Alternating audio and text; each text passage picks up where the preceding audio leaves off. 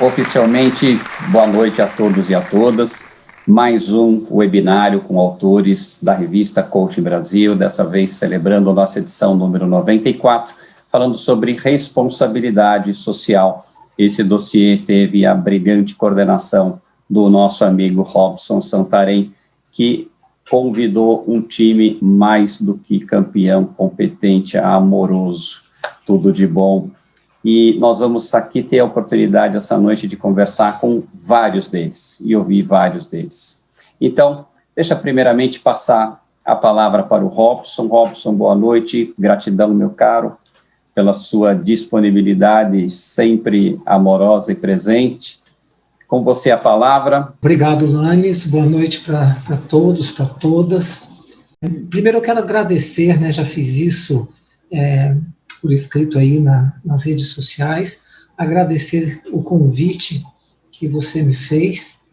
Quando a gente conversou já há alguns meses, você me propôs tratar de um tema, né, e a gente acabou ampliando essa reflexão aí para ter um olhar mais abrangente, que vai além do voluntariado, mas de uma dimensão que eu entendo, e acho que você possibilitou refletir sobre isso, que é uma responsabilidade que penso ser inerente a todo ser humano. Então, o fato de ser humano, acho que gera em nós uma responsabilidade com o outro, e uma responsabilidade também com as organizações, com a sociedade, no sentido de proporcionar, de fazer o que é possível por cada um de nós para tornar o mundo melhor, para tornar as empresas mais humanas, contribuir para que as pessoas sejam mais plenas como seres humanos. E nesse sentido que a gente conversou, falou assim, então como é que a gente pode abrir a revista trazendo uma reflexão nesse viés? E aí eu trouxe um pensamento que eu acho que isso que eu estou falando para vocês tem uma dimensão ética.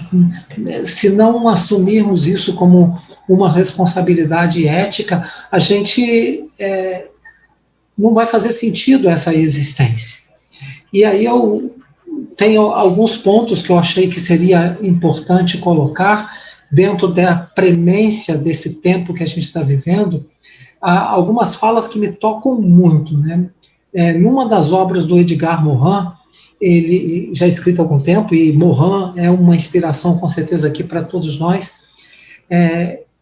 me mexeu muito quando eu li o livro dele, e ele falou assim, sejamos irmãos porque nós estamos perdidos. Essa é quase que um compromisso de vida, né? Ele fala assim, antes falávamos que sejamos irmãos para que sejamos salvos. Ele fala, não, nós estamos perdidos. É preciso que a gente traga para nós esse sentimento de fraternidade, e sem nenhum viés religioso, o Papa Francisco lança uma encíclica e também um compromisso com o grande imã muçulmano sobre essa fraternidade universal. É preciso que, citei também o Dalai Lama, é preciso então que a gente traga como sentido de ser humano, que nós temos uma responsabilidade, uma corresponsabilidade com cada ser humano, aquilo que o João Luiz falou tão bonito, que a solidariedade é uma relação horizontal, né, João? Você vai falar sobre isso, que para mim caracteriza essa dimensão ética e fraterna que a gente deve ter com todos. E isso é que me leva e que nos leva a muitos de nós a assumirmos uma responsabilidade voluntária de contribuir para que a gente faça com que esse mundo seja melhor nos campos, nos espaços que nós atuamos. Então, seja nas empresas, nas associações e também como indivíduos. O que nós podemos fazer para que esses espaços se tornem espaços mais humanizados e a busca da justiça, a busca do bem comum prevaleça numa sociedade que ainda a gente vê muitos sinais de individualismo, de materialismo, de consumismo, de negação do outro, então, de indiferença à dor do outro. Então, nesses momentos, principalmente, a gente viu experiências incríveis dos nossos associados da ICF, se doando o tempo que é tão precioso para atender pessoas que estavam sofrendo nesse tempo de pandemia, e ainda tem muita gente sofrendo, e o sofrimento aqui não é sofrimento físico de doença, pessoas que ficaram desorientadas, e estão desorientadas, que perderam emprego, tudo isso. Então, acho que isso nos move a ter uma atitude solidária, voluntária e de respeito à dignidade humana e cuidar naquela fábula que eu procurei colocar no artigo, que me toca bastante, que a gente tem que cuidar do que é mais importante. E o mais importante é o ser humano. Então, essa breve reflexão que eu trouxe, e aí que eu pensei, né, Lanes, quando você me convidou, tem gente incrível que eu tenho a felicidade de conhecer e conviver, que acho que iria contribuir, e contribuiu muitíssimo com essa edição. Então, eu pensei na amiga Nádia Rebouças, que tem uma experiência fantástica de voluntariado, e o trabalho que ela fez com o Betinho é uma marca nacional, ela poderia falar sobre isso.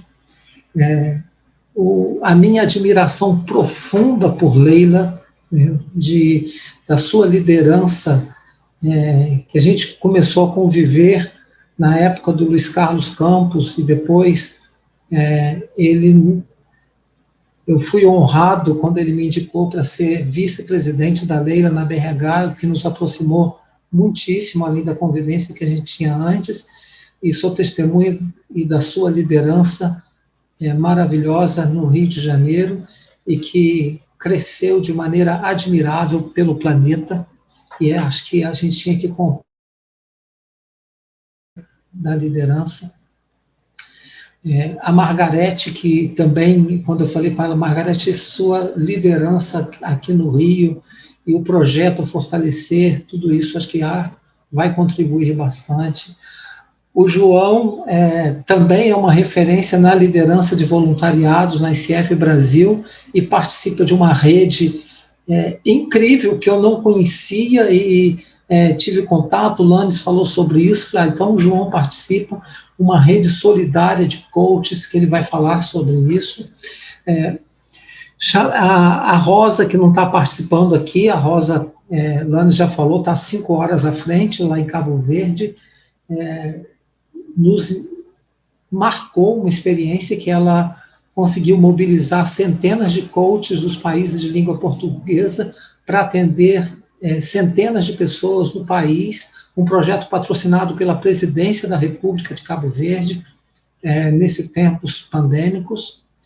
E a Dulce também, que presidiu a ICF Rio, e na época estava presidindo o comitê de coach de língua portuguesa, que também tem uma experiência fabulosa. Então, acho que a gente trouxe para os leitores pessoas incríveis, da minha mais profunda admiração, reverência e carinho, eu tenho certeza que vai ajudar os leitores a refletir sobre isso.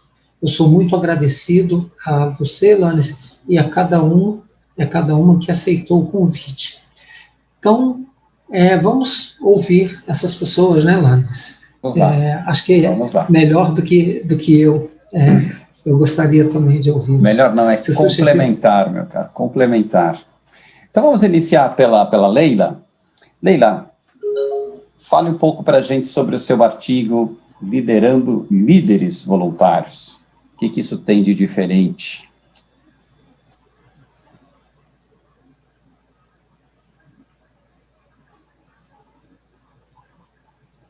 Em primeiro lugar, quero ao Robson e a você, Lanes, por essa oportunidade. Me foi pedido que eu falasse um pouco da minha experiência, então o que eu trouxe no artigo foi realmente uma experiência que eu tive nesse trabalho voluntário de liderança. E eu, é claro, como todos nós, a gente tem, assim, os coaches da nossa vida, né? As pessoas que passaram também pela nossa vida e nos ensinaram muito. E um deles, o Robson mencionou, foi o Luiz Carlos Campos, que Margarete conheceu bem, que foi um líder inspirador, que nos deixou, assim, muito cedo, mas uma pessoa brilhante. E nesse meu artigo eu falo de uma frase que ele sempre falava para todos nós que éramos da diretoria da BRH, e ele era presidente da BRH Rio. Ele falava: admiro as pessoas que brilham como as estrelas, mas aprendi a admirar o brilho maior, muitas vezes invisível, dos produtores de estrelas. Então eu vejo que o trabalho do líder voluntário é esse trabalho de semear cada vez mais os valores, né, que tanto a gente precisa para um mundo melhor, para uma qualidade de vida e um mundo mais ético e mais humano.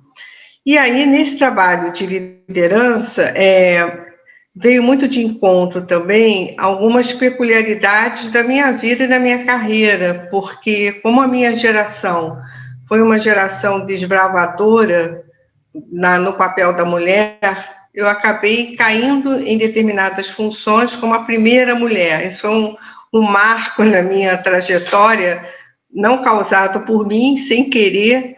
Então, meu cargo executivo, quando eu assumi um cargo executivo Brasil, eu fui a primeira mulher no meio de vários, né, líderes do sexo masculino, e aí foi uma experiência bastante interessante. Eu fiz um trabalho voluntário durante muitos anos no Rotary Club, então eu fui a primeira mulher rotariana, assim que o Rotary abriu para as mulheres. Depois fui a primeira mulher presidente do meu clube, nesse trabalho voluntário de Rotary, que também aprendi muito lá, fiquei lá quase uns 20 anos, a BRH me tirou do Rotary, porque não dava para conciliar as duas coisas. E aí, quando eu fui convidada pelo Luiz Carlos Campos para ir para a BRH do Rio de Janeiro, na diretoria com ele, eu tive a oportunidade, então, de experimentar essa liderança quando o Luiz Carlos me pediu que eu fosse candidata junto com o Robert Santarém na presidência da BRH do Rio. E aí, de novo, a primeira mulher depois de 40 anos. E a gente se pergunta, né, uma associação de recursos humanos, uma área de recursos humanos onde a maioria são mulheres, e fui a primeira depois de 40 anos. Aí depois eu fui fui eleita para presidir a Associação Brasileira em âmbito nacional. E aí, de novo, a primeira mulher depois de 42 anos. E fui para a Federação Latino-Americana, fui a segunda mulher, graças a Deus não fui a primeira, fui a primeira foi do Panamá, foi a minha antecessora. Mas quando eu fui para a Mundial, eleita para a Mundial 93 países, eu fui de novo a primeira mulher depois de 43 anos da Federação Mundial. Por que eu estou dizendo isso? Porque junto com minha liderança voluntária, eu tive que desbravar algumas situações, né? Imagine vocês um board da Federação Mundial, acostumado com os líderes, né, todos do sexo masculino, chega lá uma mulher latina, brasileira, né, como dizem os meus amigos, a Cristina, que lida com o pessoal de Portugal, que falava para mim, não fale só latina, mulher brasileira, fale primeiro a mulher da língua portuguesa, é a nossa língua. Então, assim, foi uma outra experiência, né, que aí entrou um fator super importante, porque além da questão da posição, né, da responsabilidade que a gente tinha, como mulher, a gente tem sempre que mostrar 2 vezes mais a competência de cada um de nós para essas funções, né? Então, foi algo assim peculiar da minha liderança nesse período.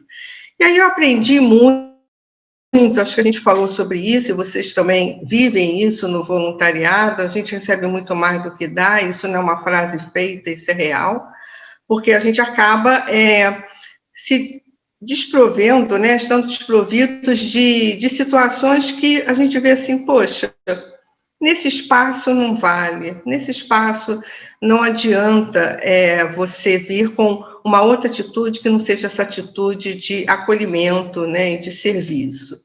E sendo voluntária numa associação profissional, eu acho que vocês que experimentam também no ICF isso, a gente é muito mais cobrado, né, duramente cobrado, porque nós estamos lidando com os nossos pares, que têm o mesmo conhecimento que nós, nessa possibilidade de se fazer um trabalho. E nessa aprendizagem, eu até coloquei no artigo algumas situações que eu vejo na liderança do voluntariado, que eu considero assim, situações vividas e aprendizados muito importantes. É uma coisa que o Brasil custa, às vezes, a entender isso. Voluntário gosta de ver resultados. O voluntário não quer estar com o seu nome na associação e ponto, né? Ele quer realmente ver o resultado do seu trabalho. É interessante nos Estados Unidos, quando as pessoas doam, né, alguma coisa para alguma instituição, elas estão sempre recebendo um reporte, um retorno, por quê? É um feito e ela vê um retorno. E o voluntário também, né, aqueles voluntários que têm um compromisso com a causa, eles gostam de ver resultados. E nisso, tem uma coisa muito interessante no voluntariado, na liderança voluntária, que tem que entender que a gente está compartilhando o coletivo. Acho que o Robson falou do bem comum, ou compartilha no coletivo, ou você não entendeu o que é esse trabalho voluntário, né? Como é que juntos podemos desenvolver um trabalho e gerar resultados. E para isso, voltando à questão da liderança, a questão da importância de ver resultados, o voluntariado exige da gente um planejamento, exige da gente um funcionamento, como o que a gente aprende no mundo corporativo. É ilusão a gente achar que nós não vamos ter uma organização tal qual que gere esses resultados. Na BRH do Rio, a gente tem um colega maravilhoso, que alguns de vocês conhecem, o Robson mais do que nunca, que a gente ficou muito próximo, é o José Carlos Teixeira, e o José Carlos era o nosso diretor de planejamento.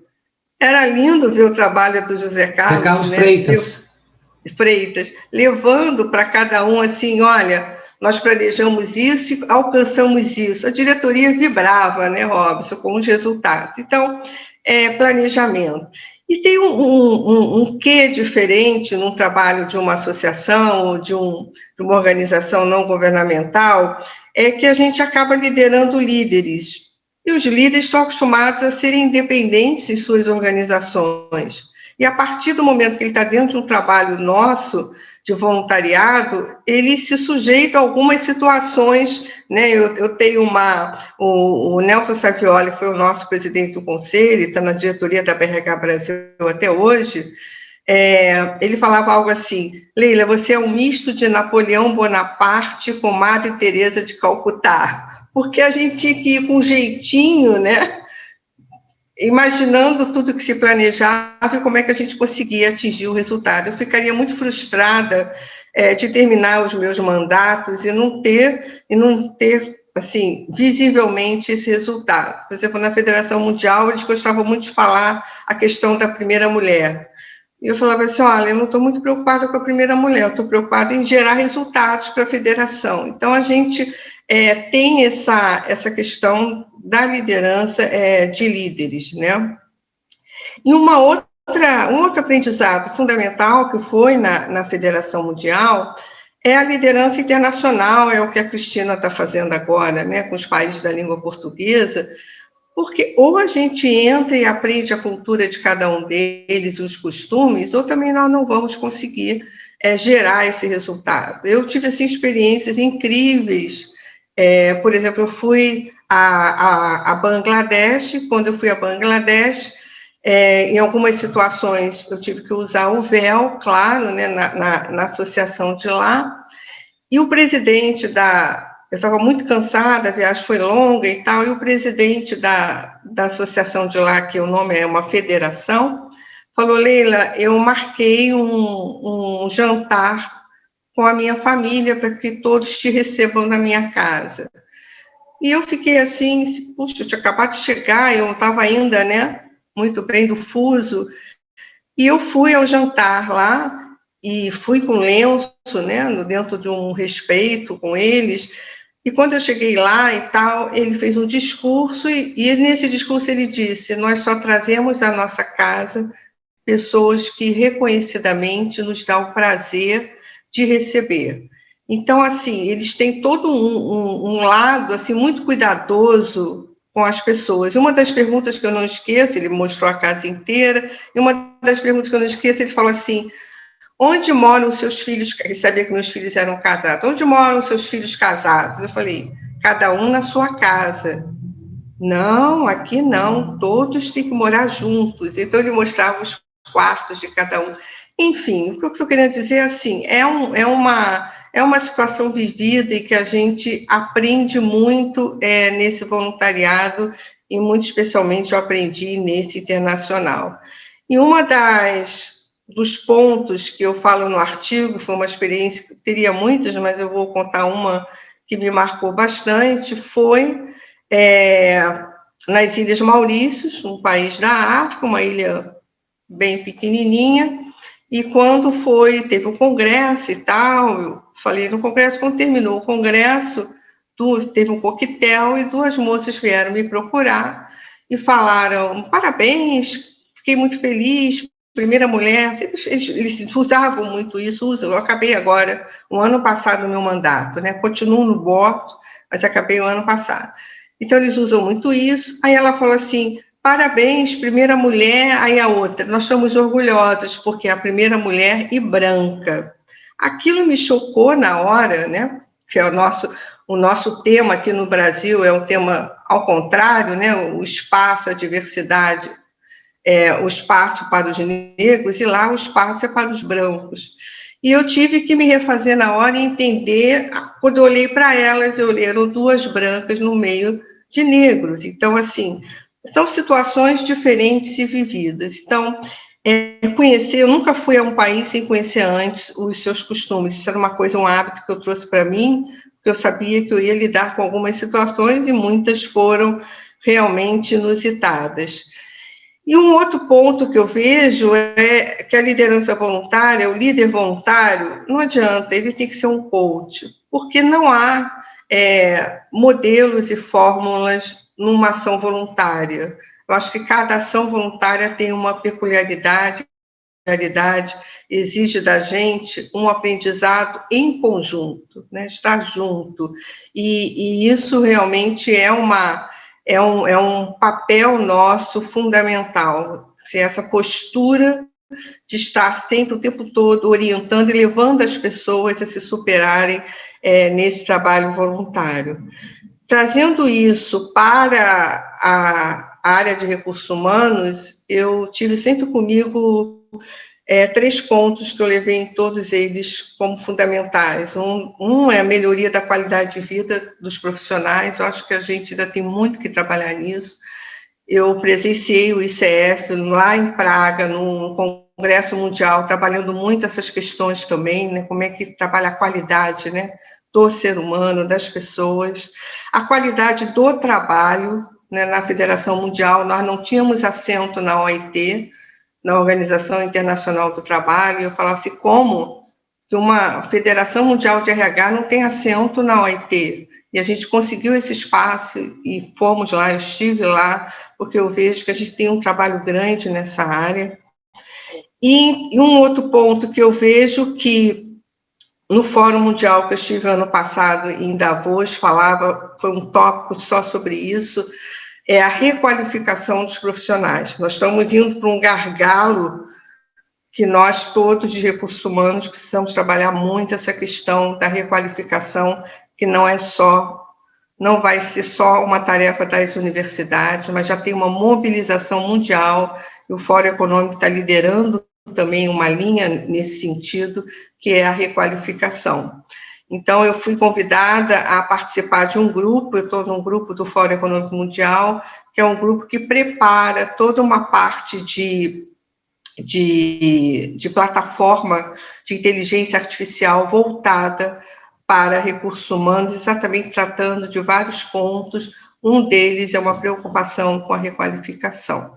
Então, em linhas gerais, seria isso. Não sei se eu poderia ficar aberta aqui para as perguntas, mas era o que eu teria a dizer. Muito obrigada. Gratidão, Leila, gratidão. As perguntas vão ficar para o final, tá bom? Agora vamos então ouvir um pouco a Nádia que traz essa experiência belíssima do Betinho, e no título do seu artigo você coloca uma parte que eu achei especialmente interessante, que é plantando sonhos, colheu sonhadores. Então, com a palavra, Nádia, só abre o seu microfone, Nádia. Obrigada, Luciano, obrigada, deixa só deixar a nota, que vocês façam um resuminho de uns 10 minutinhos a fala de vocês, para que todos possam falar, e depois a gente tem um espaço para que todo mundo possa interagir. Obrigado, Greg. Eu vou ser rápida. Eu acho que aqui eu sou a única que não sou coach, eu sou uma profissional de comunicação, teoricamente uma profissional de comunicação que tem várias causas, né? Durante a minha vida eu trabalhei em todas as grandes agências, eu, como a Leila, fui a primeira mulher em muitas vezes, né?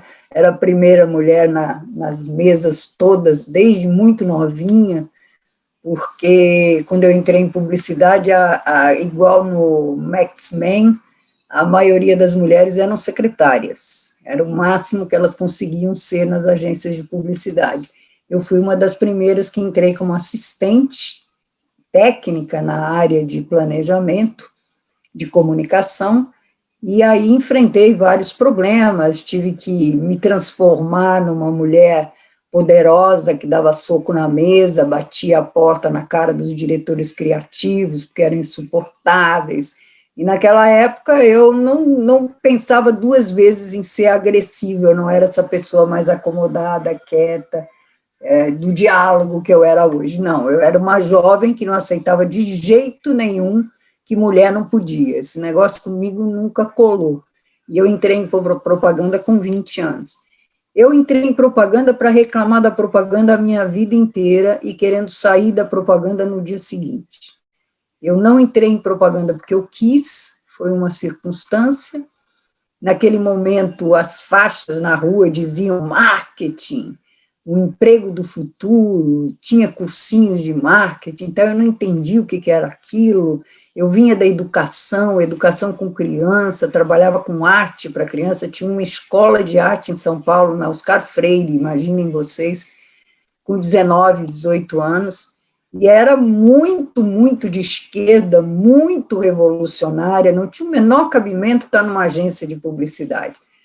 Mas eu perdi o meu trabalho no Rainha da Paz, em São Paulo, porque, na realidade, eu mesma pedi demissão, porque eu cansei das freiras, né, dentro da minha rebeldia, as freiras não me deixavam trabalhar de calça comprida, tinha brigas homéricas com elas, eu não era religiosa, era muito difícil, e eu saí pensando que eu ia conseguir um emprego em educação artística para criança, não consegui, fiquei desempregada, meio desesperada e trabalhando de freelancer. Eu era cunhada da Clarice Herzog na época, né, porque hoje não sou mais, mas apesar dela ser minha grande amiga até hoje, e eu fazia trabalhos para agência de freelancer e ganhava algum dinheiro. E isso me fez receber uma proposta para ir fazer uma apresentação para um cliente. Eu fui fazer a apresentação para o cliente e recebi uma proposta milionária para trabalhar em propaganda. Com 20 anos de idade, eu olhei aquilo e falei, esses caras são loucos, o que eu vou fazer aqui? Não, Nádia, você pode escolher, você pode trabalhar na criação, na mídia, no atendimento, no planejamento, no que você quiser, porque a gente percebeu que você é uma publicitária. Aí eu falei, meu Deus do céu, eu sou uma publicitária e eu não sei o que é isso. E aí eu fui trabalhar com propaganda. Então foi sempre um dilema imenso, porque eu era contra vender, né, todo aquele mundo maluco que eu fui vivendo, e eu tenho certeza que eu fiquei muito provocada pela questão masculina, né, porque eu era tão perseguida por ser mulher, eu era tão bulinada em todos os sentidos, porque o mercado publicitário é meio horroroso nisso também, que eu acabei na briga, ficando e recebendo propostas cada vez melhores. Eu era realmente uma boa publicitária, o pior era isso. E aí, o que acontece? Eu tento sair de todas as maneiras, venho para o Rio de Janeiro. A minha tentativa no Rio, porque eu era de São Paulo, era dizer, bom, lá ninguém sabe que eu sou publicitária, eu vou poder escapar disso, né? E aí eu fui fazer teatro, fiz uma série de outras coisas aqui no Rio de Janeiro, já tinha um envolvimento grande com o pessoal de cultura, de arte e tal, e aí eu não recebo um dia um convite para ir numa reunião com o Betinho. Eu amava o Betinho como figura, né? A minha geração de esquerda, era amante do Enfio, era amante do Betinho, sabia cantar a música A Volta do Irmão do Enfio, né? Que era toda propagada e tal, e aí eu estou sentada do lado do Betinho conversando com ele. E eu descubro um ser completamente iluminado. Ele era um ser completamente iluminado, calmo, tranquilo, que ia morrer amanhã, porque todo o tempo que eu convivi com ele, ele ia morrer amanhã, né? Contaminado por AIDS, pelo Estado, ele e os irmãos. Então, ele tinha toda uma história, e um mineiro, né? Aquela coisa do mineiro, um dedo de prosa, doce e tal.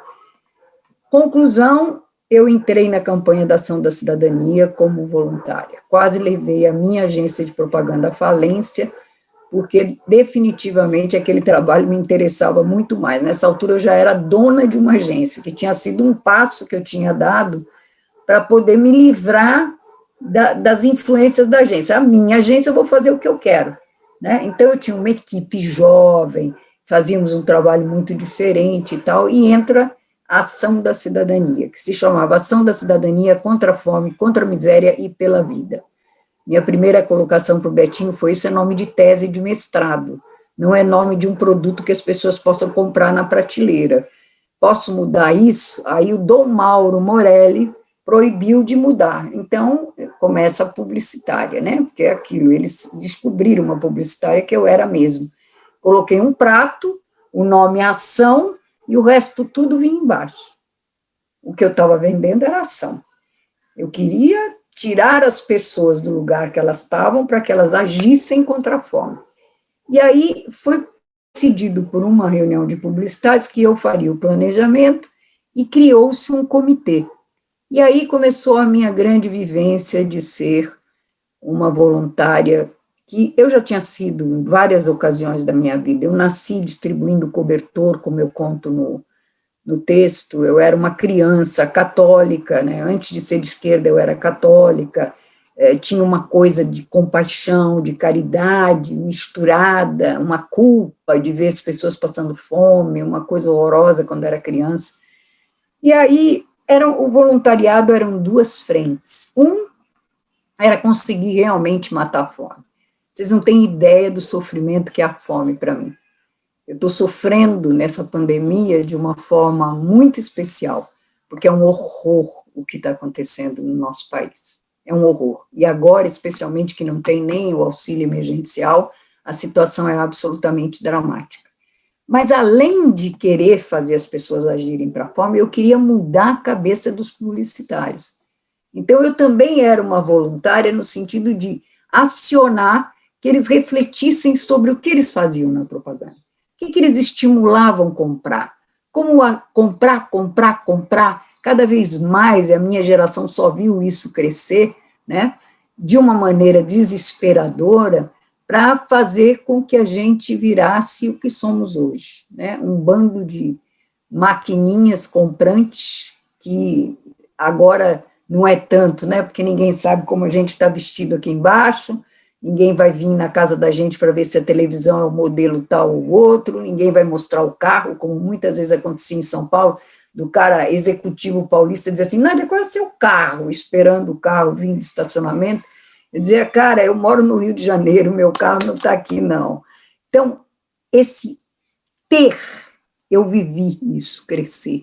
né? E, além disso, com consequências gravíssimas, propaganda para criança, alimentação horrorosa, o nível de diabetes enorme. Nós hoje temos fome, mas nós temos gordo. Crianças gordas sofrendo de diabetes. Então, todos esses lados foram muito importantes e de um grande aprendizado para mim. Eu entendi que a vida da gente só ganha sentido quando a gente tem causa. E a causa tem que causar.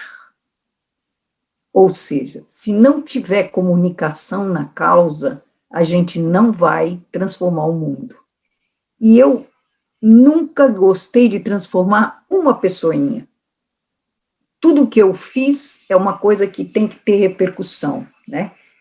Por isso a comunicação. Tem que ter como isso pode ser traduzido numa maneira de ampliar a transformação.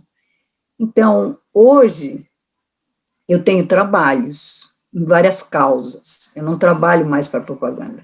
Sou do conselho do Alana, sou do conselho do IBASE, que é a instituição do Betinho, sou do conselho da Ação da Cidadania, que teve um papel importantíssimo agora contra a fome na pandemia.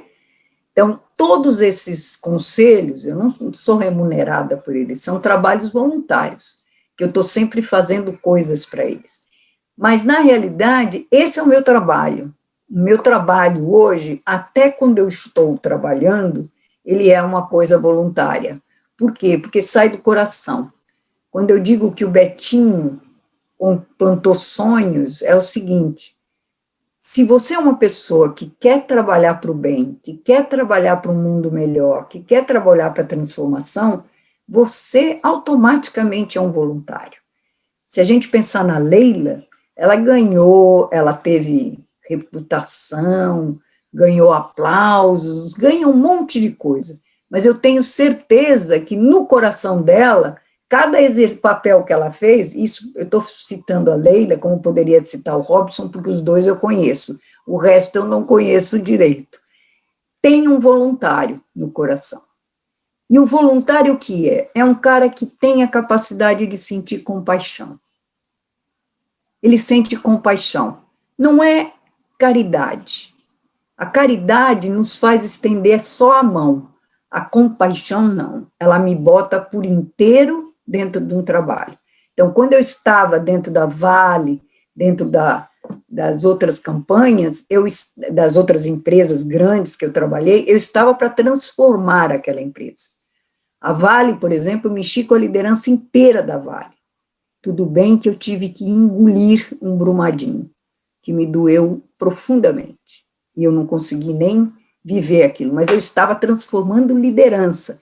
Eu não estava transformando liderança para outra coisa que não fosse mudar a empresa, fazer com que a empresa fosse mais sustentável, tivesse uma visão mais humana na sua administração, porque não são humanas as nossas empresas, né? Eu já nem estou mais no conceito de humanidade, eu estou com o Krenak, que a gente tem que sair do antropocentro e ir para a coisa de que tudo que tem vida, né? Nós temos que conseguir fazer com que as pessoas percebam uma coisa de respeito à vida, porque essa pandemia é uma, virá outra amanhã, virá clima depois.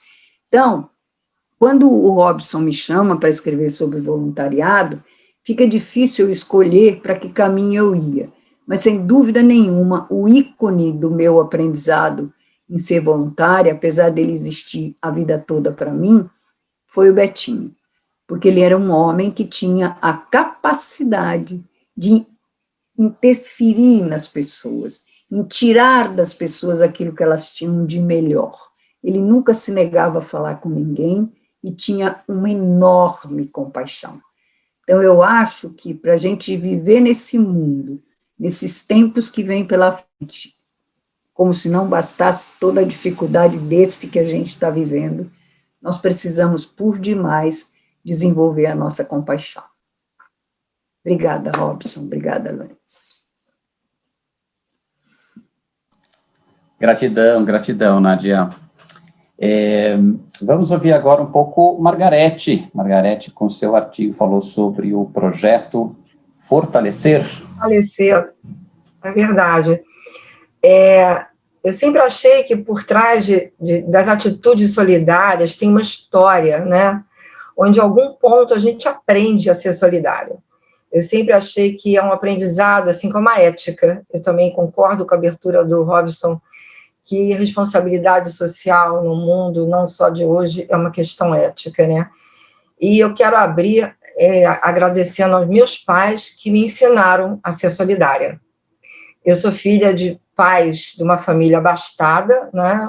Meu pai, filho de imigrante, daquelas pessoas que trabalharam e conseguiram ser bem-sucedidos, mas eles sempre foram pessoas solidárias para a família, para os amigos, e foi com eles que eu aprendi a ser solidária desde criança.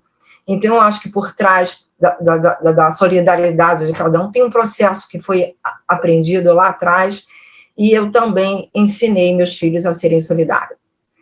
Eu acho que ser ético e ser solidário é um processo educacional. Eu acredito nisso. Então, eu ensino meus filhos, quando eles eram pequenos, no final do ano, eu entrava no quarto deles e eles tinham que escolher os brinquedos que eles iam doar. Tudo que a gente ia doar. E hoje eles já são homens, já têm os filhos deles, e eles pegam os brinquedos dos filhos e doam, né? Então, eu acredito nesse processo educacional. Então, meu envolvimento com a solidariedade, ele vem desde muito jovem, né? E também eu fui voluntária da BRH muitos anos, conheço o Robson Leila de lá, trabalhei muitos anos na diretoria do Rio de Janeiro, conheço o Luiz Carlos Campos, grande figura, então fui voluntária há muitos anos. Eu deixei de ser voluntária porque eu comecei a trabalhar em empresas globais, multinacionais, que me impediam de ter uma agenda para voluntariado, mas muito aprendi, muito colaborei, e trabalhar na área de desenvolvimento humano é uma causa. Eu, com 16 anos, eu cheguei para meus pais e falei, eu quero ser psicóloga. Eu não via outro caminho a não ser trabalhar com gente, né? Então, naquela época que eu atuei na BRH, o RH não era tão estratégico, não era tão relevante, né, como é hoje, mas eu acreditava que era e que queria colaborar com essa causa, né? O projeto Fortalecer, ele foi inspirado, pena que a Rosa não está aqui, a Rosa Muniz e a Dulce, né? Quando o Robson me ligou, olha, sempre o Robson, ele é tão representativo e legítimo desse tema, ele me ligou dizendo assim, Margarete, tem um projeto Erguer Cabo Verde, super bacana, que está ali sendo liderado pelo Comitê das Línguas Portuguesas e apoiado pela ICF, International Coach Federation de Portugal. Você não quer divulgar ali no Rio de Janeiro?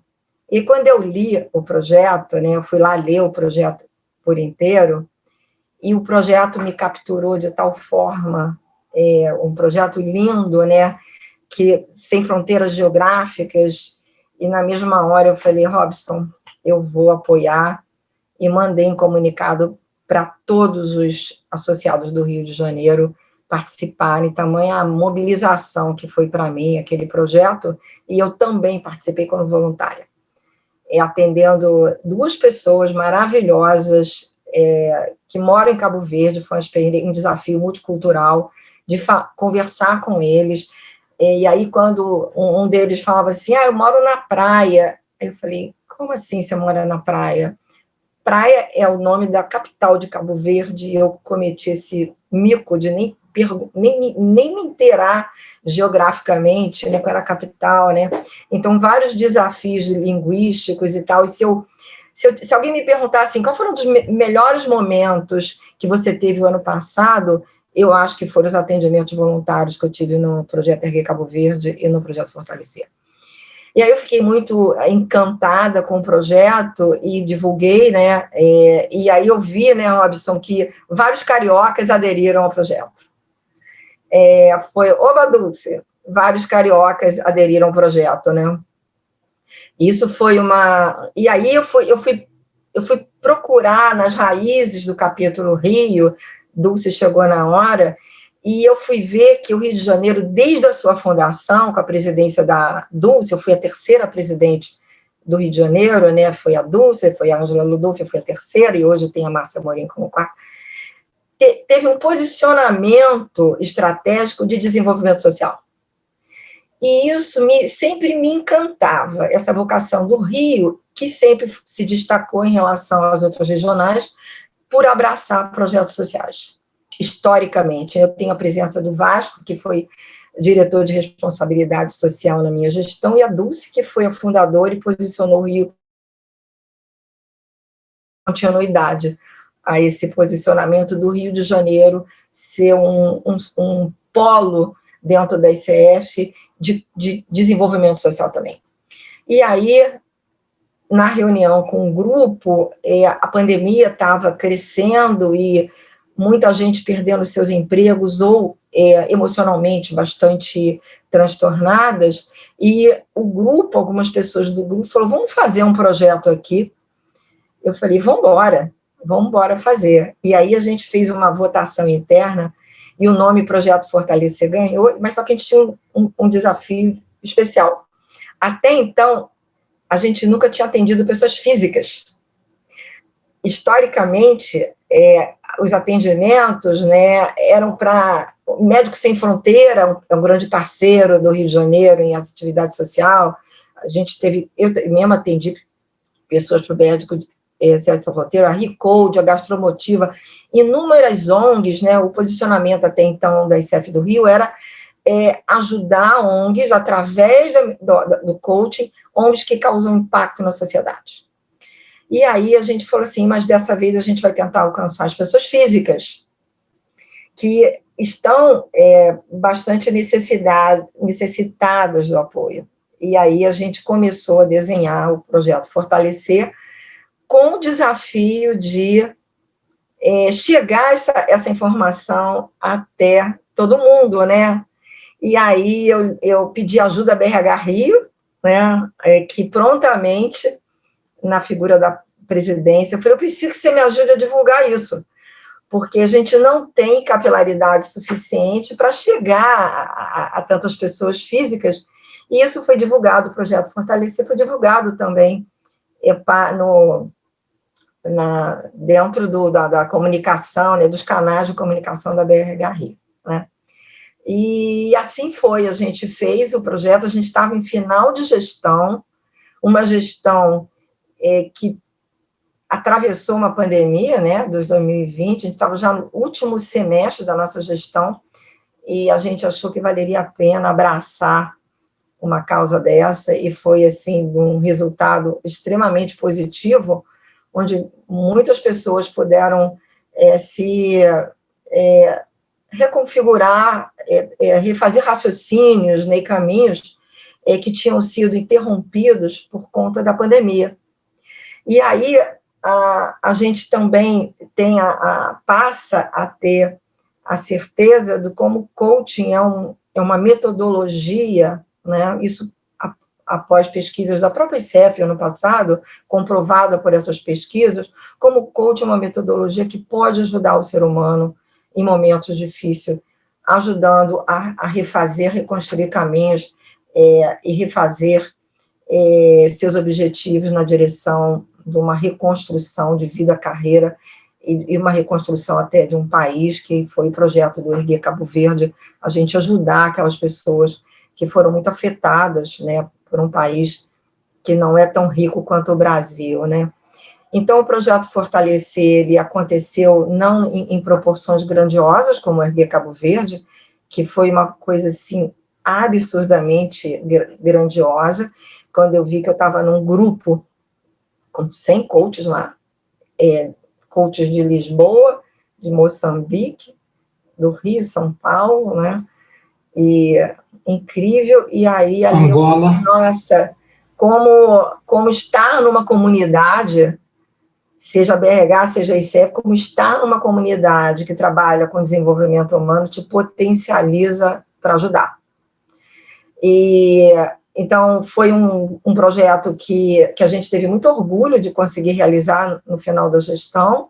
Nós temos resultados, assim, obtidos, que eu fiz questão de publicar no artigo, né? E a frase que nos inspirou para o projeto é uma frase que eu não sei de quem é o autor, mas eu adoro, que as tempestades chegam apenas para testar nossas forças, né? E eu acredito nisso, né? A gente está vivendo uma grande tempestade no Brasil, eu não tenho dúvida. A nossa tempestade está um pouco mais forte do que em alguns países, mas é na comunidade que a gente se fortalece, né? É na solidariedade que a gente se fortalece. Eu tenho, assim, um vínculo muito grande com a filosofia budista, que eu estudo há 20 anos, fui para a Índia fazer especialização em psicologia budista, e lá eu aprendi o que é compaixão. Precisei ir para a Índia, que eu achava que compaixão era um sentimento, era uma emoção, e não é.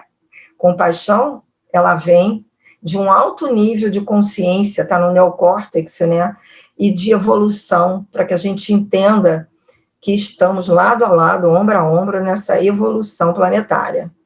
Compaixão é quando a gente entende, sem julgamento, que o outro precisa que a gente estenda a mão. Não é uma coisa, acho que foi Nádia que falou, não é uma coisa ligada à caridade, e sim tem a ver com um nível elevado de consciência. Então, estar numa comunidade como a ICF Global, que dá espaço para essa expressão da solidariedade, tanto é que a gente abraçou o guarda-chuva na época do ICF Se Importa, que foi um projeto belíssimo globalmente, que a gente provou que a gente realmente se importava. A gente deixou de cobrar anuidade o ano passado, a gente deixou de cobrar, para quem é presidente sabe que isso é uma responsabilidade, a gente deixou de cobrar anuidade, a gente deixou de cobrar os eventos, para que a gente pudesse mostrar que a gente se importava, sim, e queríamos manter todo mundo conectado na comunidade.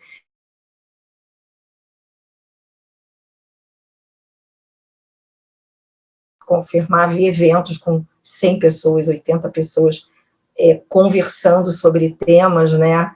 Um dos temas que a gente trouxe o ano passado foi burnout, dado por uma brilhante coaching do Rio de Janeiro, e quando a gente se viu conectado com 80, 100 pessoas na ICF, a gente viu a força da comunidade.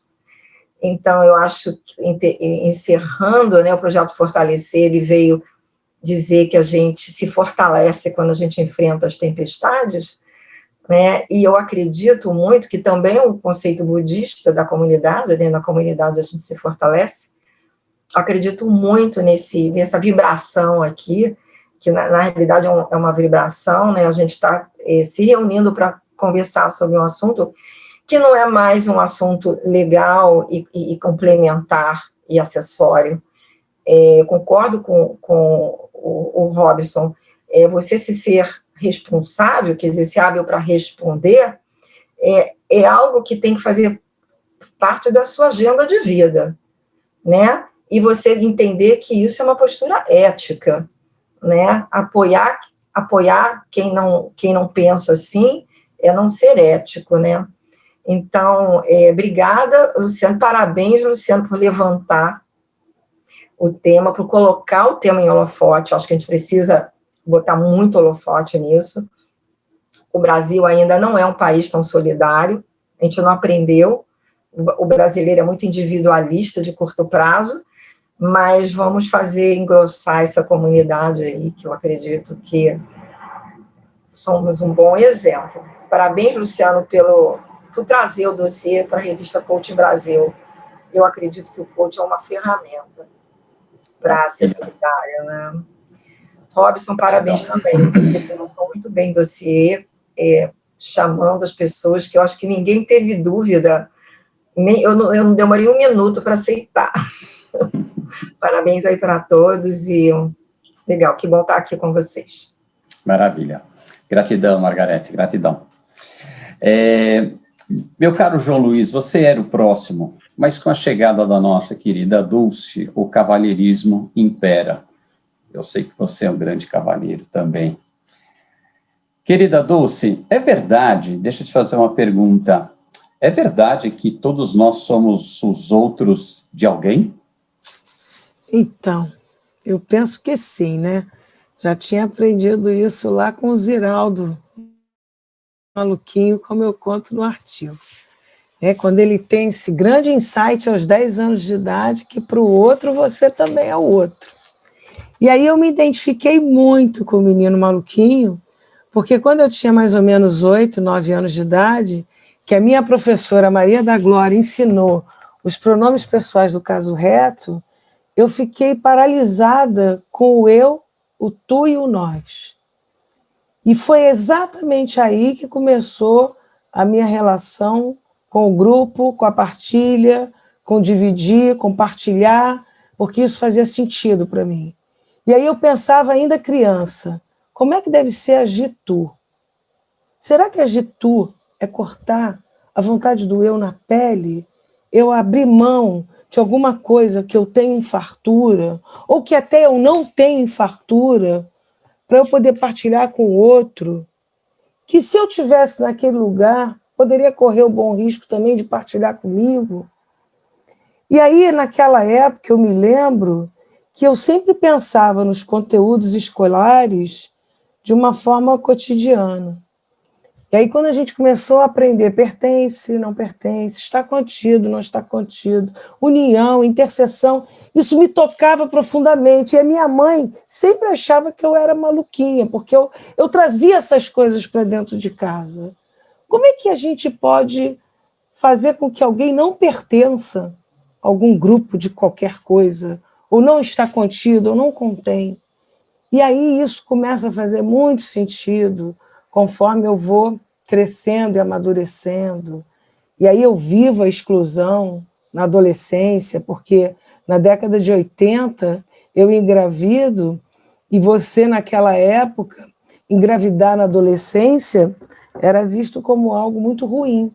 Então, você conhecer na pele o significado dos conteúdos matemáticos não pertence, não está contido, é muito visceral. Então, isso me chamou a atenção para essa questão humanista desde cedo. Tanto que, aos 12 anos de idade, o meu pai me leva para a Gessilever, me deixa lá no setor de recursos humanos, que naquele dia minha mãe ficava doente, ele teve que levar os filhos para o trabalho, e ali eu fico com as psicólogas do RH e eu descubro que eu quero trabalhar em prol do desenvolvimento humano ali.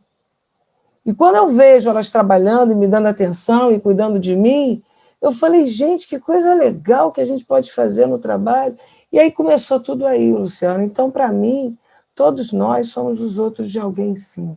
Foi um dos artigos que eu mais gostei de ter escrito na minha vida. E eu agradeço tanto a você e ao Robson por ter pensado no meu nome e ter me convidado para falar sobre isso.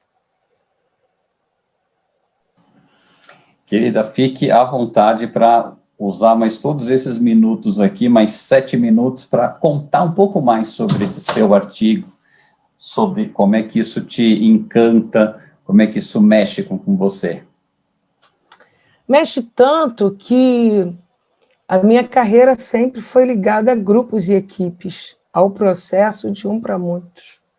Quando eu me formei em psicóloga, e até antes disso, quando eu era professora, eu fui trabalhar com os alunos AES, né, que nas turmas de alunos excepcionais. E naquela época, quem era recém-chegado ficava com as turmas mais difíceis. E eu tinha 19 anos, e na minha turma eu tinha um cego, um surdo, um paralítico cerebral, uma criança síndrome de Down e um psicótico. E eu só chorava, porque como é que é trabalhar com essas crianças? E como é que é ter um filho que já vem ao mundo com esse déficit? Então, eu trabalhava com as crianças sempre pensando nos pais. Quando eu me formei em psicóloga, eu fui trabalhar justamente com uma forma de fortalecimento emocional com os pais, porque eles diziam para mim, doutor, eu não posso nem morrer, porque quem vai cuidar do meu filho? Meu filho mais velho não quer saber do irmão. Eu estou pensando até em deixar a minha herança toda para um filho só, para que nem que seja por interesse os irmãos tomarem conta dele. Isso me tocava na alma. E aí eu comecei a trabalhar com isso. Em 2010, quando eu conheço o coaching, eu não tinha dúvida. Eu vou para grupos e equipes, porque ali eu vou fazer o estudo de pesquisa, para eu saber exatamente o espaço da psicoterapia, o espaço do coaching e o espaço do grupo operativo. Então, assim, eu vou estar sempre no meio de partilha, eu vou estar sempre no meio de dividir o bolo, porque eu acredito nisso, é isso que me faz o meu olho brilhar. Eu cheguei chegando, né? Desculpa, que eu vim de uma aula intensa e eu estou assim, não tem como não ser apaixonada, senão também não sou eu, né? Agora, isso que você falou do menino maluquinho, na nossa edição sobre língua portuguesa, que você fez a coordenação, eu não tive dúvida nenhuma que você é a versão feminina do menino maluquinho. Meu Deus do céu. A mulher é ligada no 380 Só falta a panelinha. Só, cara. O que ela agitou aquela edição. Foi uma coisa, assim, linda, maravilhosa. E muito legal, assim, porque a gente vê as coisas sobre a tecnologia, né? Nós de um lado do mar, ela do outro lado do mar, e a coisa toda acontecendo, e ela agitando todo mundo em todos os lugares, né? Maravilhoso, maravilhoso. Gratidão, Dulce, gratidão por você ter vindo mesmo cansadona, né? Depois do curso a gente fica naquele estado, né? Elas deram um show. Eu estou muito feliz, Robson. Elas deram um show. Elas começaram a fazer o trabalho de coaching de equipe numa empresa de pequeno porte que estava precisando dessa ferramenta de desenvolvimento, dessa metodologia, e como elas também precisavam treinar, eu comecei a fazer a parte da praxis no processo de coaching de equipe nessa turma, porque eu já fazia o de coaching de grupo para coach. E eu estou super orgulhosa, super energizada, porque elas fizeram um trabalho lindo. E eu só consegui sair agora da reunião, e aí eu peço desculpas a vocês por terem chegado atrasado. Felizes de você estar aqui. Gratidão, Dulce. Meu caro presidente, uma vez presidente, sempre presidente. Meu caro João, querido amigo, conta um pouco sobre a tua experiência no voluntariado e conta um pouco sobre o seu artigo, meu caro. Legal, muito obrigado. Eu estou aqui me arrepiando a cada segundo, né, com todos esses depoimentos, tenho que declarar isso, então, né, e tenho uma gratidão enorme de vocês também terem pensado me deu super prazer de estar nesse grupo e de escrever sobre isso. Parafraseando a Margarete, né, eu também quero honrar meus pais, que foi com eles que eu aprendi a ser solidário, e eu tive a oportunidade de falar um pouquinho dos ensinamentos deles no meu artigo, né. E para mim, solidariedade tem um peso muito forte, porque, a exemplo do que a Nádia nos contou hoje à noite, a caridade parece assim, para mim, soa uma palavra quase antiética, e, por outro lado, traz uma situação assim na caridade tem sempre alguém abaixo de alguém, né? E na solidariedade, eu acho que isso que o Robson comentou logo no início da nossa conversa, né? Para mim, o importante é a solidariedade horizontal. E falando, Margarete também comentou essas coisas de brinquedo, né? A primeira das crianças. A minha primeira incursão com solidariedade, doação, foi aprendida com meu pai, que era uma pessoa super simples, mas que adorava brinquedos e a consertá-los. Então, em Campinas, onde eu nasci, tinha uma casa de brinquedos muito famosa, chamada Casa Bongo, e meu pai, sei lá como, já não me lembro direito isso, mas ele fez um acordo lá que os brinquedos que ficassem quebrados na loja e que eram devolvidos, ele ganhava. E o ano inteiro ele passava consertando esses brinquedos para doar para as crianças que não tinham condição de ter um brinquedo qualquer. E o interessante é que eu me dei conta disso depois de adulto, como eu escrevo no meu artigo. Com isso, a gente doava o que nós não tínhamos. E meus irmãos, eu tenho uma irmã e um irmão, nós brincávamos com os brinquedos o ano inteiro, que meu pai ia consertando, consertando e doando, e no Natal não tinha muita graça ganhar brinquedo, porque a gente já tinha brincado com quase todos, então a gente não tinha muito essa necessidade, né? E, bom, foi assim que eu fui crescendo e olhando para isso com bastante cuidado, e desde muito cedo aprendi a procurar ser, que não é fácil, e deixar de lado o ter, né? Então, é mais importante, e isso eu acredito ter conseguido passar para as minhas filhas, que já estão repetindo isso com seus filhos, e assim nós seguimos, né?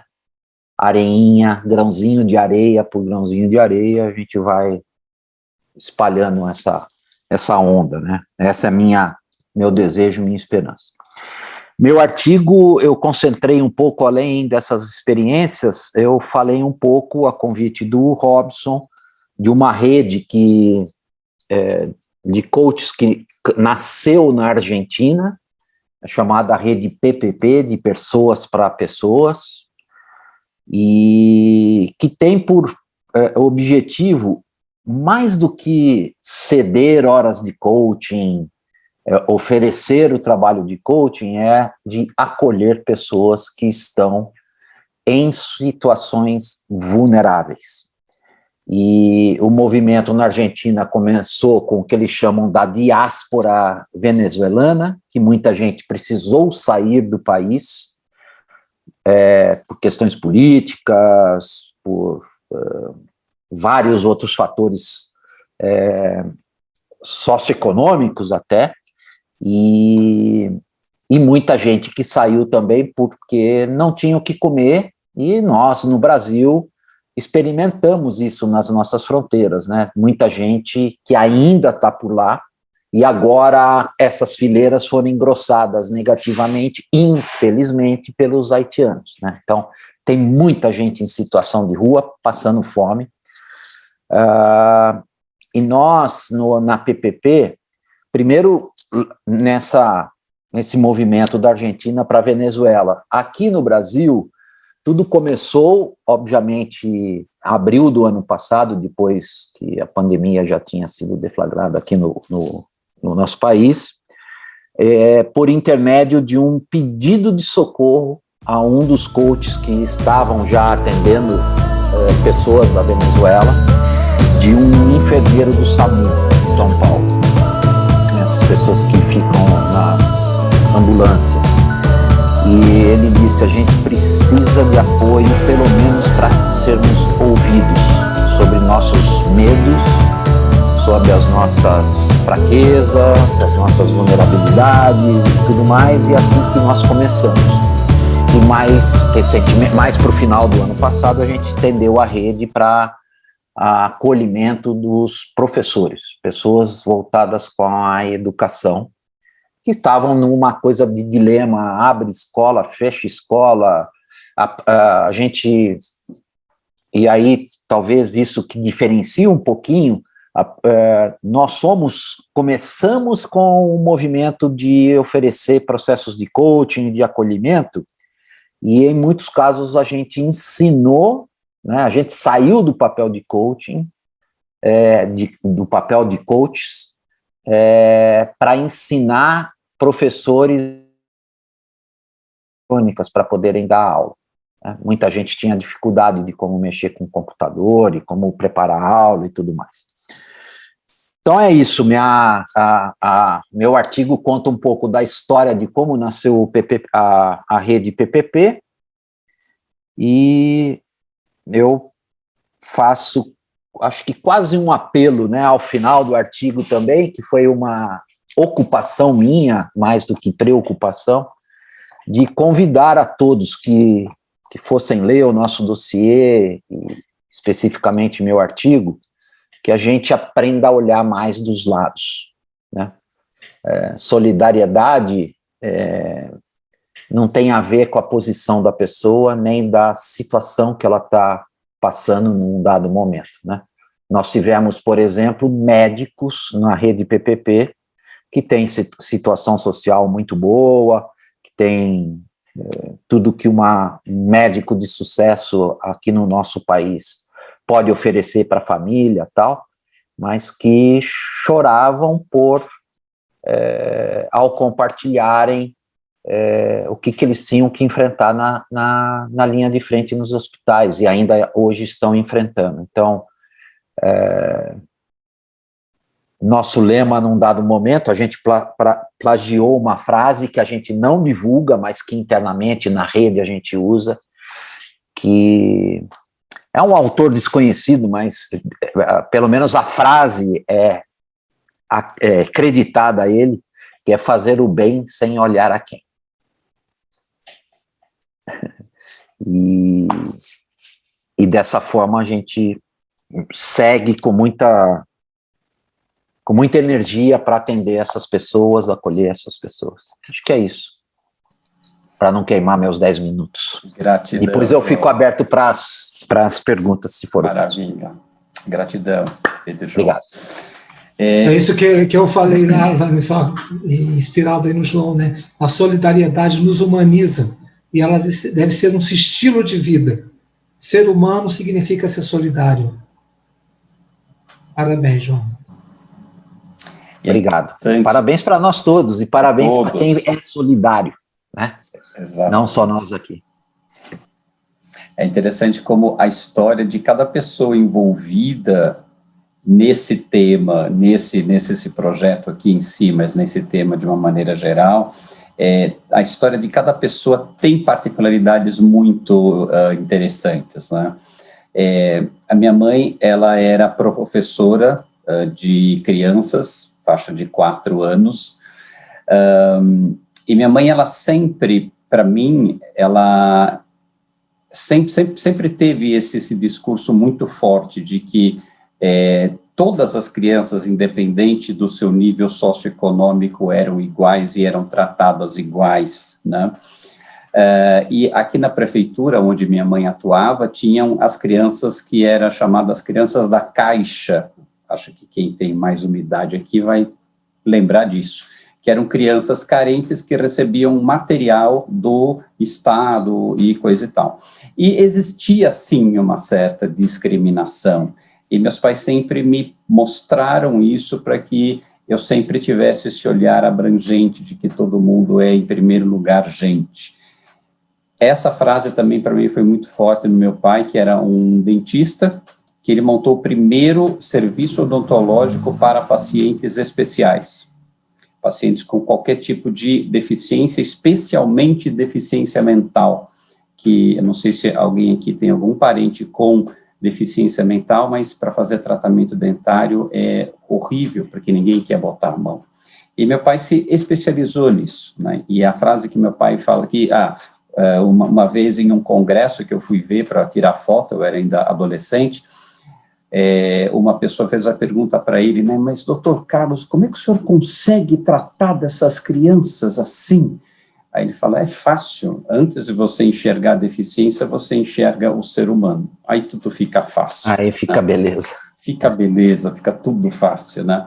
E eu tive o meu contato pessoal com movimentos assim, quando eu fiz o MBA aqui na USP, em São Paulo, e eu conheci a Associação dos Alunos e Ex-Alunos do MBA, que fundaram uma associação na primeira turma, então não tem nada a ver com a USP, foi uma formação dos alunos, que existe até hoje, está na turma número 84, e é um curso para empreendedores de ONGs. Então, era um curso voltado para presidentes de ONGs e pessoas que realmente têm poder dentro das ONGs. E era um curso de formação que exigia e exige um comprometimento muito grande. Então, não é só ir lá e fazer aulinha, não. A gente ia dar consultoria dentro das ONGs, coisa e tal. Então, é muito rico, porque, assim, eu vivi muitos anos também dentro desse meio, e quando você conhece o lado de lá, é muito legal, porque uma das coisas mais maravilhosas que nós fizemos foi traduzir todo o nosso curso de MBA para a linguagem da Dona Maria, da ONG, que ela preside uma ONG que cuida de 700 crianças e ela nem sabe ler, e a gente tinha que explicar tudo aquilo para ela da maneira mais essencial, e os resultados foram maravilhosos. Maravilha, para abrir aqui... Deixa eu só fazer uma coisinha, só uma coisa que me ocorreu agora, né? Acho que foi a Leila que comentou da importância das organizações também, né? Olharem para os seus voluntários e abrirem espaços para voluntariado, né? Só queria compartilhar isso, nem é propaganda, porque o banco já não existe como tal, mas quando eu trabalhava no ABN, nós tínhamos uma diretoria de assuntos sociais, né? E o presidente, à época, o Fábio Barbosa, ele dizia o seguinte: a parte financeira deixa que o banco vai cuidar, mas eu preciso que vocês, voluntários, se engajem, porque eu não quero botar a minha cabeça no travesseiro com o pensamento de que eu assino o cheque e passo a borracha na consciência. Isso, para mim, marcou, assim, por muitos anos, né? E eu me conecto com isso, né? Que não é só dinheiro que a gente pode doar. Dinheiro é importante, sim, porque compra coisas, compra comida. Eu me lembro da live que o Robson teve com você, né? Essa semana passada, já não me lembro mais, estou meio perdido no tempo. Que a gente precisa lembrar que, às vezes, não é só... Tem gente que precisa que você dê o peixe, para depois ter condição de aprender a pescar, né? Então, contradizendo o que no Brasil foi divulgado há muito tempo, em coisas de solidariedade, que tem muito mais a ver com caridade do que ser solidário, naquela frase passada. O Brasil, eu acho que faz mais caridade, uma cultura mais da caridade do que solidariedade. O brasileiro, você trouxe um ponto, posso falar, Luciano? Pode, minha querida, lógico. Tá. Você trouxe um ponto que eu acho bem legal. Eu acho que o voluntariado é muito pouco valorizado no mundo corporativo. Eu fui diretora de RH há muitos anos e sempre promovia ações sociais. Eu fazia campanha para o Hemorrio, apoiava creches e tal, mas a impressão que eu tinha é que as pessoas gostavam disso para botar nas coisas de marketing, né? Que a gente era solidária, ganhava os selos, né? Mas as pessoas não viam isso com um valor humano, né? E mas eu acho... Oi, Nádia, desculpa, pode falar. Não, desculpa. Eu acho que não temos uma cultura ainda, né, de valorizar em todas as esferas, vamos dizer assim, né? Eu acho que o palco corporativo é um excelente palco para isso, né? Eu acho que ainda estamos longe de ser valorizado na sua essência, né? Nádia, por favor. Não, é que eu queria te contar que o Betinho, na época, e eu fiz muitos trabalhos em empresas nessa época, até foi por isso que eu me aproximei mais da BRH, da Leila, criou-se o Comitê das Empresas Estatais, que existe até hoje. No Banco do Brasil, que foi um dos primeiros a responder, aliás, hoje o Banco do Brasil está indo para os buracos totais, você teve um começo de movimento muito forte. Então, todas as empresas públicas, Petrobras, Eletrobras, todas as subsidiárias da Eletrobras, pelo Brasil inteiro, que tem uma forte empresas lá no Nordeste e tal, todas tiveram grupos de voluntários, que eram grupos que escolhiam aonde iam trabalhar, quais as ações iam fazer.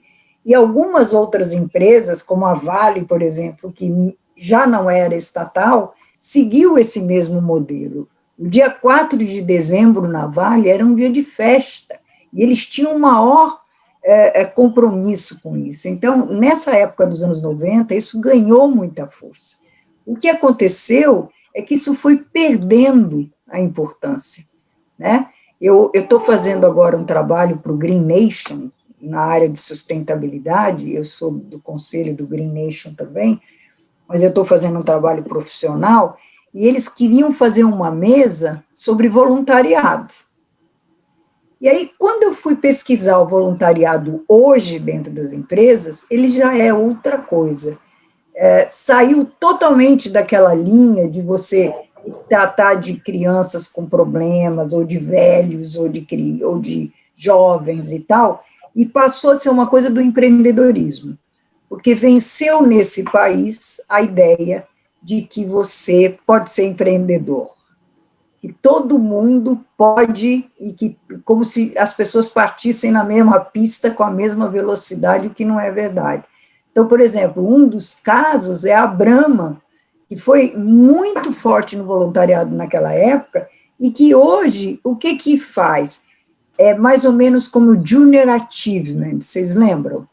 Que pega os executivos da empresa que vão dar aula para as comunidades, para gerar empreendedorismo. Então, hoje, a empresa está muito voltada para isso, porque é tido com aquela ideia do empreendedorismo, é o que está na moda nesse momento, né? Porque, eu não sei se vocês concordam comigo, mas quando a gente já viveu muito, a gente percebe que tem moda de tudo, né? Tem moda de RH, tem moda de marketing, tem moda de tudo, tem moda de gestão, né? Eu lembro que quando chegou o negócio do resultado, era um horror. Todos os caras que eu ia conversar diziam assim, não, porque eu sou um executivo de resultado. Me lembro que um dia eu fiquei puta e disse assim, então você deve gostar muito do Bin Laden. Aí ele olhou para mim assustado e falou assim, sim, porque ele foi o cara de melhor resultado que eu já vi na minha vida. Ele conseguiu destruir 2 torres nos Estados Unidos com um planejamento tão eficiente que a outra só caiu depois que a imprensa estava lá. E veja bem, ele não gastou nem gasolina do avião. Isso é puro resultado. Ele ficou olhando para mim assustadíssimo, era um cara importantíssimo esse. Chamava-se Vasco, nunca vou esquecer. Mas é isso, né? Então virou moda esse tipo de coisa. Então hoje o que existe é o seguinte, todo mundo tem que ser empreendedor. Se você não tem dinheiro, se você não tem comida, se você não tem nada, faça alguma coisa. Vai lá e empreende. Né? Vocês veem, inclusive o Sebrae está na televisão o tempo todo, fazendo comerciais para o empreendedorismo. As empresas querem investir na comunidade em empreendedorismo. Então, essa situação criou um novo tipo de voluntário, que é o voluntário ir lá ensinar as pessoas, o que não é ruim. Não estou dizendo, eu estou dando uma visão histórica, não estou dizendo que é ruim o que está acontecendo hoje. As coisas vão mudando. Uma outra forma, né, Nádia? Uma outra forma. A gente tem que ver como é que está, né? Agora, o que o João falou é que tem momentos, como esse que a gente está vivendo hoje, que a frase do Betinho era perfeita, né? Quem tem fome tem pressa. Né? Que é o que o Robson... Gente, não adianta, eu acho que não adianta você chegar lá e ensinar a pescar se o cara não tem nem vara. Então, se o cara não tem comida, como é que vai fazer? Quer dizer, eu não conheço, em toda a minha atividade com comunidade, que não foi pouca, ninguém que gostasse de ficar sem trabalhar. Isso. Eu acho que isso... Excelente. É uma realidade humana, né, Nádia? É uma realidade da dimensão humana, né? Isso. Ninguém quer a caridade, ninguém quer. Tem esse ponto, o que as pessoas querem é o direito, gente. Isso. A tal da compaixão é eu olhar para o outro e saber que ele tem o mesmo direito que eu. Né? Então, sei lá, se a gente pegar um cara trans, né, que são todos assassinados pelo Brasil inteiro, ele tem direitos a viver, igual eu. Então, essa é a minha compaixão. Né? É olhar o outro com o mesmo direito que eu tenho. Isso. Então, aí tem uma coisa de aprendizado que eu acho que a gente ainda não tem no Brasil. Você tem muito. Esse ponto que foi colocado aqui, Nádia, que a gente colocou, que eu acho que é interessante também, de discernir a hora de dar o peixe, ou quem precisa, e discernir também a hora de ensinar a pescar. Eu tenho uma experiência que eu não fico espalhando muito, mas eu acho que para mim foi a experiência que definiu quem eu sou. Eu acho que foi a minha escola de coaching também, há uns 40 anos atrás, eu tinha 21 anos, e eu e uns amigos, nós resolvemos ajudar uma favela, uma comunidade que na época tinha cerca de 400 famílias.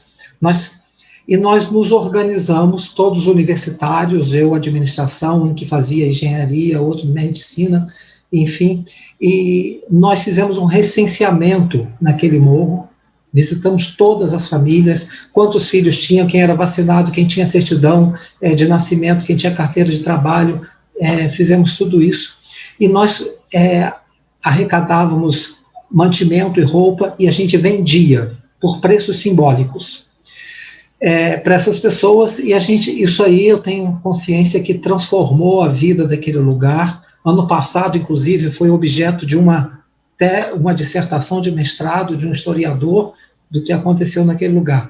Mas o que eu quero contar, que eu falei que foi minha escola de coaching, porque a gente chegou com arrogância de jovens para ajudar.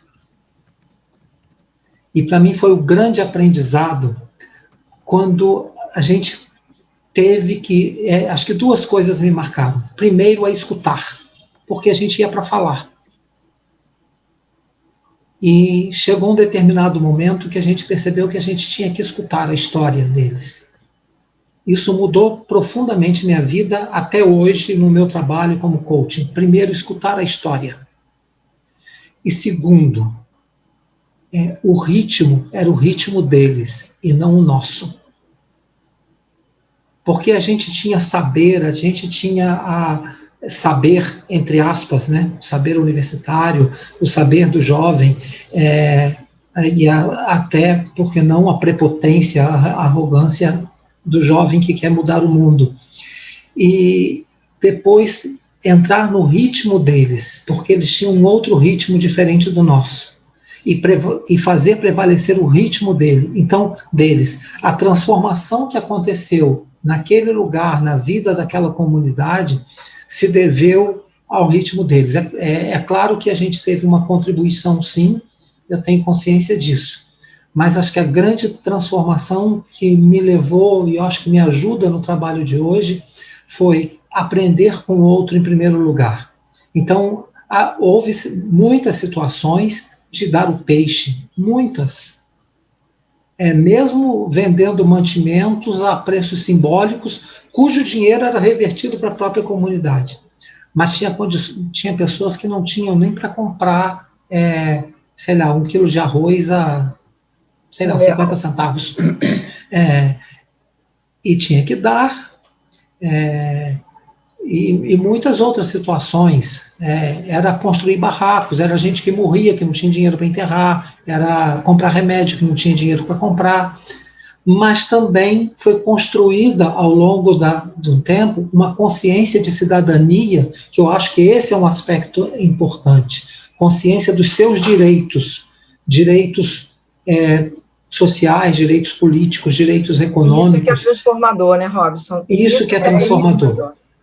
Né? Isso A ponto de, depois de muito tempo, né, teve um processo de direito à terra, ganharam na justiça o direito à terra, e hoje aquela região está no mapa do município de São Gonçalo como um território que antes era ignorado.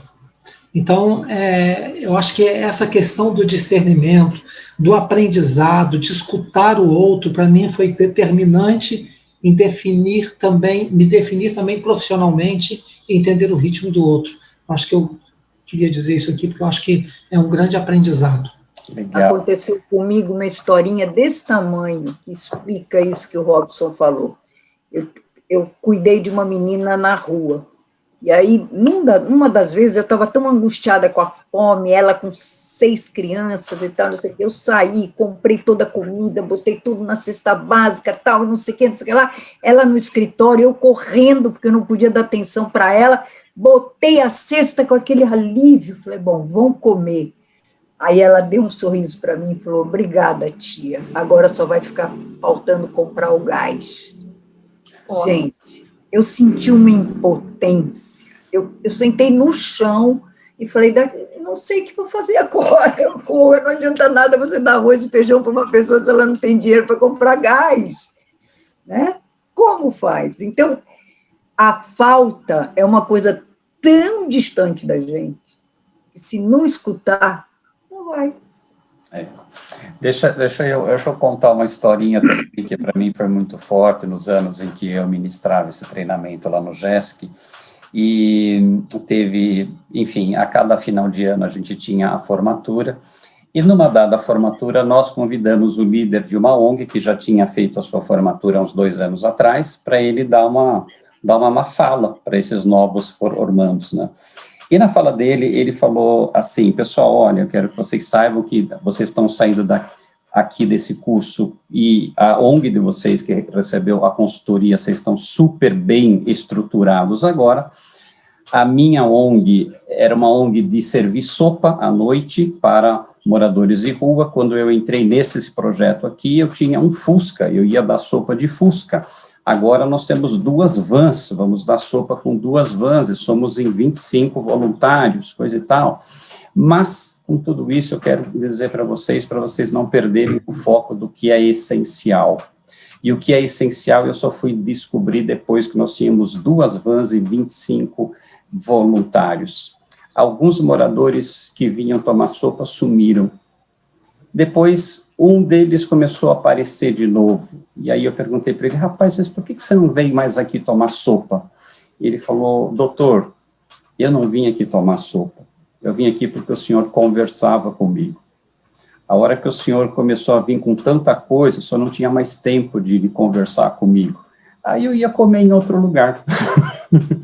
Então, ele falou, eu perdi a noção de que o mais importante que aquela pessoa ia buscar lá não era a sopa, era eu conversar com ele. Então, ouvir a história dele, legal. Né? Que legal. Eu fui lembrado aqui no chat de ler o e-mail da Gilda. A gente está entusiasmado com a conversa aqui. Está aqui na lista. É que se abriu com isso, né? Que queria ver, eu falei, vamos ler, vamos celebrar então, isso aí. Vai lá. Deixa eu falar para vocês que ela escreveu aqui que ela não pôde participar, não poderia participar do webinar, embora tivesse inscrita nessa quarentena, mesmo isolada em casa. Filho, estamos trabalhando tanto que praticamente nos encontramos apenas na hora do jantar e nos finais de semana. Então, 20 horas é justamente o momento que estou providenciando a refeição. De qualquer forma, quero registrar minha satisfação com a leitura de artigos de pessoas que admiro, tangibilizando a contribuição do voluntariado. Como sou uma voluntária quase compulsiva, fiquei encantada com a edição, quero registrar 1 ou 2 de muitas reflexões suscitadas em mim. Primeiro, quando Nádia Rebouças narra a história de Betinho e suas tantas iniciativas para promover a cidadania, fiquei pensando se o voluntariado não deveria ser uma política pública, que perpassasse a educação desde a primeira infância até as universidades e depois dela. Poderia até gerar benefícios junto ao INSS, não pela contribuição em dinheiro na GPS, mas pela contribuição social em horas dedicadas ao serviço público. As pessoas não precisam ser obrigadas a servir, mas educadas para anualmente dedicarem um tempo de suas vidas para o bem comum, retirar lixo das ruas, matas e praias, restaurar espaços públicos, angariar alimentos para doação, conversar com idosos em asilos, prestar suporte à linha de frente de crises, etc, etc. Que incrível isso, hein, gente? Olha só, acho que merece uma conversa ainda. Depois ela diz, liderar líderes voluntários, como Leila, Margarete, Rosa e Dulce descrevem, é mesmo um desafio gratificante, um aprendizado que extrapola a dimensão profissional, promovendo um jeito de ser em todas as dimensões, e as pessoas que se engajam acabam contaminando o condomínio em que moram, o grupo de pais da escola dos filhos, o grupo de treinamento da academia, um ciclo virtuoso muito lindo. Fazer parte dele é tudo de bom. E adorei quando João mencionou a distinção entre caridade e solidariedade. Já tinha pensado nesse conceito de verticalidade e horizontalidade, mas não tinha encontrado um nome. Perfeito, obrigada por compartilhar. Para vocês, de novo, fica meu agradecimento ao Luciano por essa determinação aguerrida e resiliente de promover conteúdo relevante para a nossa comunidade, e ao Robson pela coordenação e pela espiritualidade sempre presentes em suas atitudes e publicações. Obrigado, Gilda. São exemplos para mim, somos todos melhores no mundo em que existem pessoas como vocês e as que participaram desse dossiê. Um abraço virtual por enquanto. Lindo, né, gente? Lindo. Fantástico. E isso que ela coloca de ser política pública, nem pensei nisso. Fantástico, acho que nunca pensamos.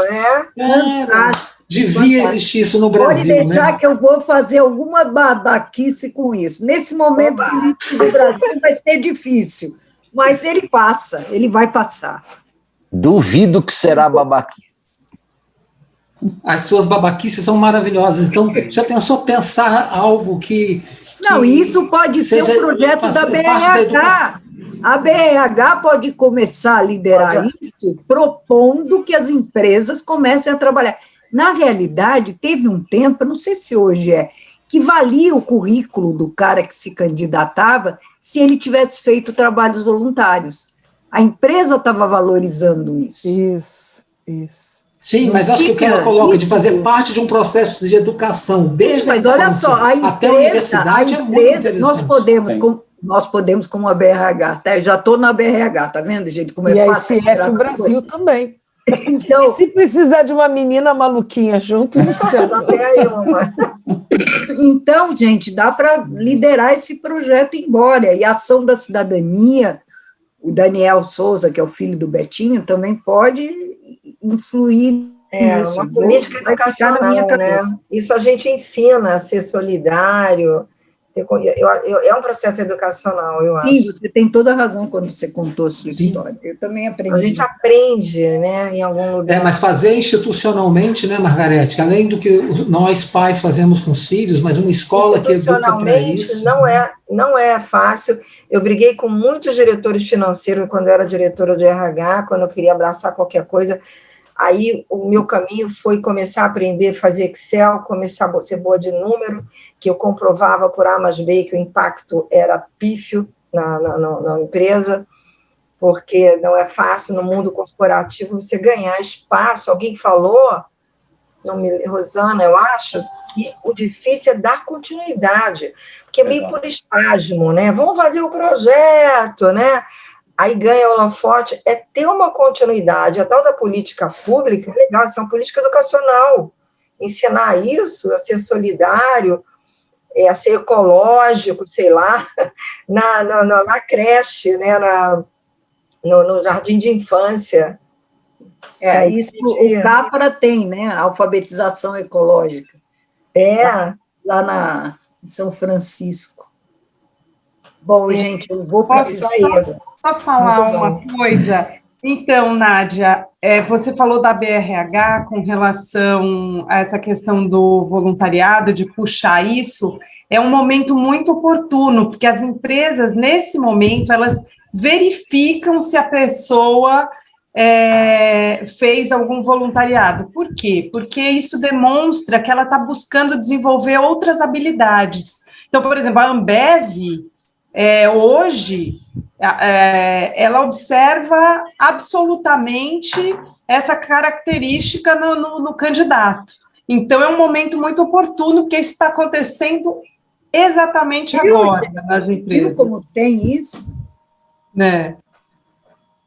Já faz alguns anos que isso acontece.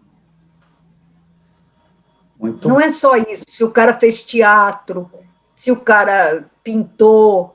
Por quê? Porque é um ser humano, né? Então, as habilidades da criatura no trabalho vão passar por isso.